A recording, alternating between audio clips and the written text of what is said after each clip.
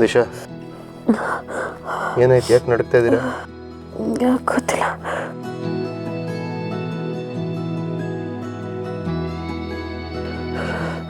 ಜ್ವರ ಬಂದಿದೆ? ಹೌದಾ? ಬೇರೆಲ್ಲ ಗೊತ್ತಾಗುತ್ತೆ, ನಿಮ್ಗೆ ಜ್ವರ ಬಂದಿರೋದು ಗೊತ್ತಾಗಲ್ವಾ?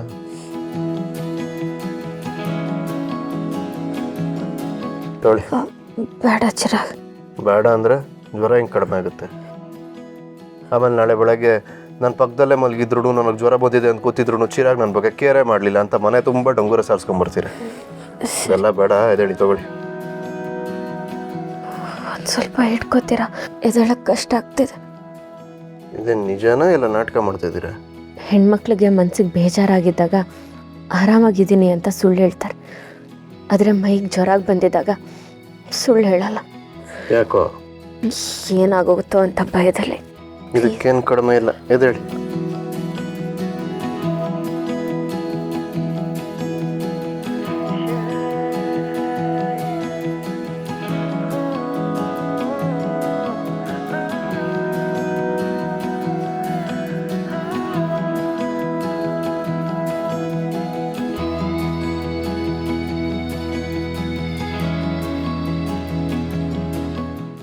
ಥ್ಯಾಂಕ್ಸ್ ಚಿರಾಗ್.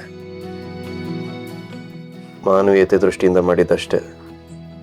ಗೊತ್ತು. ಮಲ್ಕೊಳ್ಳಿ.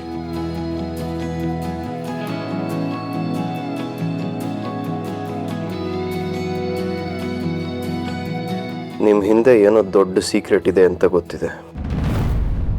ನನ್ನ ದೀಪ ಅವ್ರನ್ನ ಆಚೆ ಕಳಿಸಿ ಅವ್ರ ಜಾಗಕ್ಕೆ ನೀವು ಬಂದಿದ್ದೀರಾ ಅಲ್ವಾ?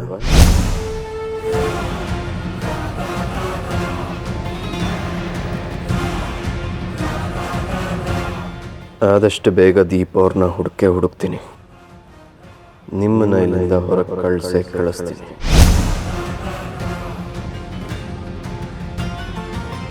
ಅಯ್ಯೋ ದೇವ್ರೆ, ಏನು ನನ್ನ ಹಸ್ಬೆಂಡು ಈ ರೀತಿ ಮಾತಾಡ್ತಿದ್ದಾರೆ? ಹಾಗಾದರೆ ನಾನೇ ದೀಪ ಅನ್ನೋ ಸತ್ಯ ಅವ್ರಿಗೆ ಹೇಳಿಬಿಡ್ಲ? ಬೇಡ ಬೇಡ, ಹಾಗೇನಾದರೂ ಹೇಳಿದ್ರೆ ಅವ್ರು ನನ್ನ ಬಗ್ಗೆ ಏನು ಅನ್ಕೋತಾರೋ ನಂಗೆ ಗೊತ್ತಿಲ್ಲ. ನಾನು ಯಾವ ಉದ್ದೇಶ ಇಟ್ಕೊಂಡು ದಿಶಾ ಆಗಿದ್ದೀನೋ ಆ ಕೆಲಸ ಮಾಡಿದ ಮೇಲೆ ಅವ್ರಿಗೆ ಹೇಳ್ತೀನಿ. ಮಲ್ಕೊಳ್ಳಿ.